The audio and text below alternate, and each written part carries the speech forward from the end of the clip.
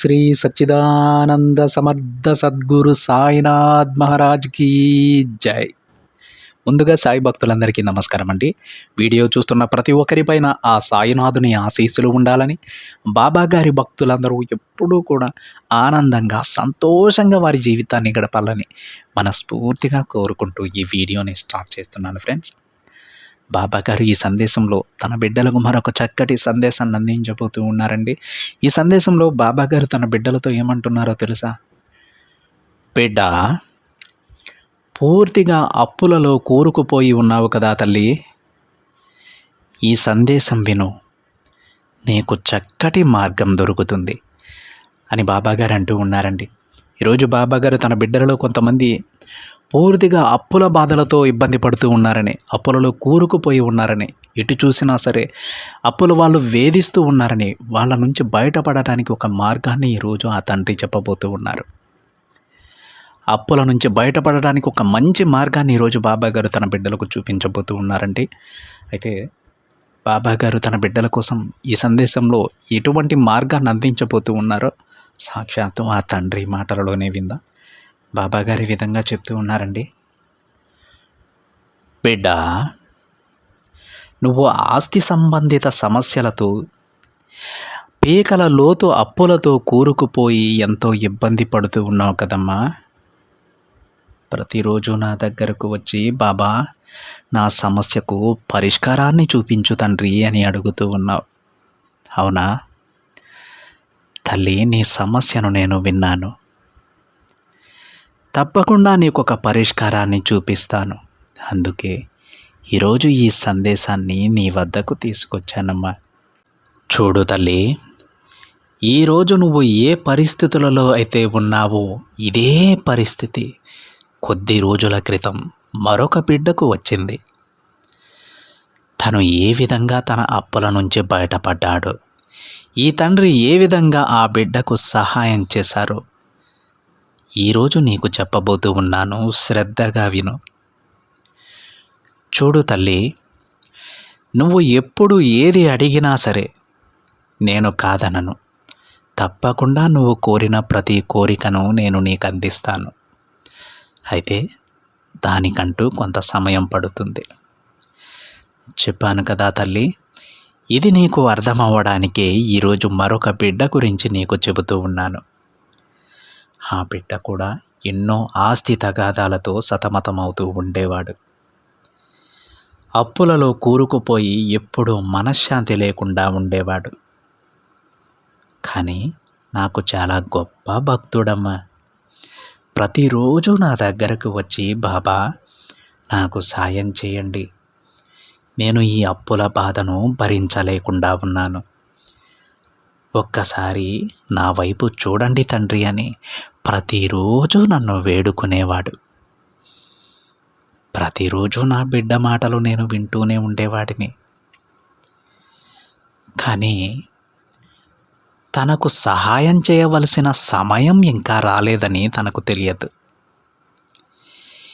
ఎప్పుడు సహాయం అవసరమవుతుందో ఆ క్షణంలో నువ్వు అడగకపోయినా ఆ సహాయం నిన్ను చేరుతుంది. ఆ విషయం ఆ బిడ్డకు ఇంకా తెలియదు.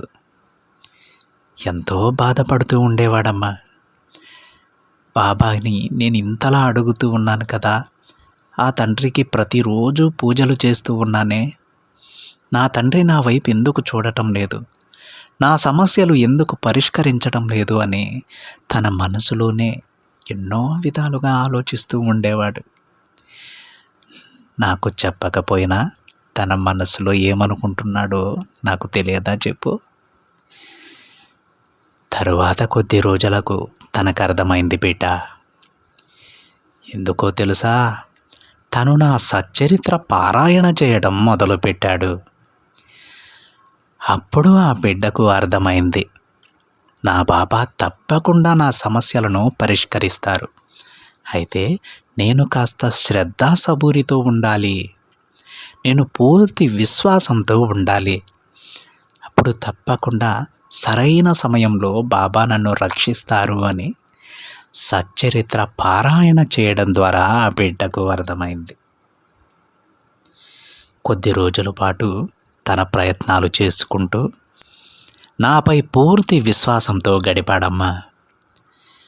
మరొక్కసారి తన ఆస్తి విషయాల నుంచి బయటపడటానికి ప్రయత్నం చేశాడు, కానీ కుదరలేదు. కానీ ఆ బిడ్డ నమ్మకాన్ని కోల్పోలేదు తల్లి. మళ్ళీ కొద్ది రోజులు ఎదురు చూడటం మొదలుపెట్టాడు. ఆ తరువాత నా బిడ్డ సమస్యలకు నేను ఒక్కొక్కటిగా పరిష్కారం చూపడం మొదలుపెట్టాను. ఎందుకో తెలుసా?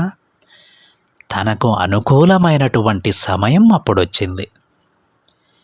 ఇవన్నీ ఎలా సాధ్యపడ్డాయో తెలుసా తల్లి? ఆ బిడ్డ అర్థం చేసుకున్నాడు. బాబా సర్వము తెలిసినవారు, ఆయన సర్వజ్ఞుడు, ఆయన సరైన సమయంలో దయ చూపుతారు. నేను సహనంతో ఎదురు చూడాలి అని ఆ బిడ్డ అర్థం చేసుకున్నాడు కనుకే తన జీవితంలో తను అనుకున్నవి సాధించగలిగాడు. అర్థమవుతుందా తల్లి? ఈ విషయం నీకు నేనెందుకు చెబుతున్నానో నీకు ఇప్పటికైనా అర్థమైందా? చూడమ్మా, సమయం రాకుండా నీ కోరికలు నెరవేరితే దానికి అర్థం లేకుండా పోతుంది. అందుకున్న సహాయం నీకు పూర్తిగా ఉపయోగపడదు. అందుకే సరైన సమయం కోసం ఎదురు చూడాలి. నీ కోరిక తీరడం ఆలస్యమవుతుందంతే, తీరకుండా ఉండదు సుమా. నువ్వు ఇప్పుడు ఎన్నో అప్పులలో కూరుకుపోయి ఉన్నావు కదా, చూస్తూ ఉండు. నీ అప్పులన్నీ తీర్చి నీవు 10 మందికి సహాయం చేసే స్థితిలో నిన్నుంచుతానమ్మా. ఆ సమయం అతి దగ్గరలోనే ఉంది. నువ్వు ఊహించవు. నువ్వు ఇప్పుడు జీవిస్తున్నటువంటి ఈ జీవితం, నీకు కలగబోయేటువంటి అదృష్టం రెండూ చాలా వ్యతిరేకంగా ఉంటాయి తల్లి. అప్పులన్నీ కూడా ఎలా మాయమవుతాయో నీకే తెలియదు. సిరి సంపదలతో నువ్వు నీ కుటుంబం సంతోషంగా ఉంటారమ్మా. కానీ నువ్వు కూడా ఆ బిడ్డలాగే సహనంతో ఉండాల్సి ఉంటుంది, నమ్మకంతో ఉండాల్సి ఉంటుంది. నీ సాయి ఏం చేసినా నీ మంచికే చేస్తారని అనుకోవాల్సి ఉంటుంది. తప్పకుండా నీ నమ్మకాన్ని నేను నిలబెట్టుకుంటాను తల్లి. చూడమ్మా, మరి కొద్ది రోజులలో ఈ తండ్రి దయ వల్ల అనుకోకుండా నీ పరిస్థితులన్నీ చక్కబడిపోతాయి. ప్రతి సమస్యకు అనుకోకుండా పరిష్కారం దొరుకుతూనే ఉంటుంది. ఇన్ని రోజులు నువ్వు ప్రయత్నం చేశావు కదా, ఆ తరువాత నువ్వు ఊహించని విధంగా నువ్వు ఏ ప్రయత్నం చేయకపోయినా సరే ప్రతి సమస్యకు పరిష్కారాన్ని నేను అందిస్తూనే ఉంటాను. నువ్వు అంచెలంచెలుగా ఉన్నతమైన స్థితికి ఎదుగుతావు తల్లి. మనసులో ఎలాంటి దిగులు పెట్టుకోకు బిడ్డ, ఎలాంటి ఆలోచనలు పెట్టుకోవద్దు. నేనున్నానమ్మా. నేను నీకు మంచి భవిష్యత్తును ప్రసాదిస్తాను. నీ అప్పులను తీర్చి, కష్టాలను తీర్చి నీకు గొప్ప జీవితాన్ని ఈ తండ్రి ప్రసాదిస్తారు. అర్థమవుతుందా తల్లి? నువ్వు ఎంత కష్టంలో ఉన్నా భయపడకుండా ఈ తండ్రిపై నమ్మకంతో ఉండు. నా సమయం సరైనది తల్లి. నా నిర్ణయం ఉత్తమమైనది. అది నువ్వు గ్రహించిన రోజున నీ కోరికలు ఆలస్యమవుతున్నాయని నువ్వు బాధపడవు. నీ కష్టాలు ఇంకా తగ్గడం లేదని నువ్వు భయపడవు. నా బాబా ఏది చేసినా మంచే చేస్తారని అనుకుంటావు. నా సమయం సరైనదని నువ్వు గుర్తిస్తావు. నా నిర్ణయం కూడా ఉత్తమమైనదని నువ్వు అర్థం చేసుకుంటావు. చూడు తల్లి, నేను ఏది చేసినా సరే అది నీకు జీవితాంతం ఉండాలనే నేను ఆశీర్వదిస్తాను. అది సంతోషమైన, ధనమైన, ధాన్యమైన అవి ఒక్కసారి నీకు ప్రాప్తించాక అవి నీతోనే ఉండిపోవాలి. అందుకే నీ కోరికలు తీరడం కాస్త ఆలస్యమవుతుంది. తాత్కాలికమైన సంతోషాన్నైతే నిమిషాలలో నేను నీకు ప్రసాదించగలను తల్లి. కానీ నా బిడ్డకు నేను అలాంటి జీవితాన్ని ప్రసాదించాలనుకోవడం లేదు. నువ్వు జీవితాంతం సంతోషంగా ఉండాలి, ఎప్పుడూ ఆనందంగా ఉండాలి, సిరి సంపదలతో తులతూగుతూ ఉండాలి. ఇలాంటి జీవితాన్ని నేను నీకు ప్రసాదించాలనుకుంటున్నానమ్మా. అందుకే కాస్త సమయం పడుతుంది, కొంచెం ఓపికగా ఉండు. అన్నీ సర్దుకుంటాయి బిడ్డ. నీ జీవితాన్ని బంగారుమయం చేస్తాను. ఎనలేని సంతోషాన్ని నీ కుటుంబం సొంతం చేస్తానమ్మా. ఏ తండ్రిపై నమ్మకం ఉంచు అని బాబాగారు అంటూ ఉన్నారండి. ప్రతి ఒక్క బాబాగారి బిడ్డకి ఈరోజు బాబాగారు ఏం చెప్పారో అర్థమైందని అనుకుంటున్నానండి. ఎందుకంటే బాబాగారు తన బిడ్డలకు శాశ్వతమైన సంతోషాన్ని ప్రసాదించాలనుకుంటూ ఉన్నారు, శాశ్వతమైన సిరి సంపదలను ప్రసాదించాలనుకుంటూ ఉన్నారు. తల్లి, నీకు తాత్కాలికమైన సంతోషం అంటే 1 రోజు 2 రోజులు సంతోషంగా ఉండి మళ్ళీ కష్టాలలోకి వెళ్ళిపోయేటువంటి జీవితాన్ని ప్రసాదించాలంటే నాకు నిమిషం పని. కానీ నా బిడ్డలకు నేను ఎప్పుడూ కూడా అలాంటి జీవితాన్ని ఇవ్వను.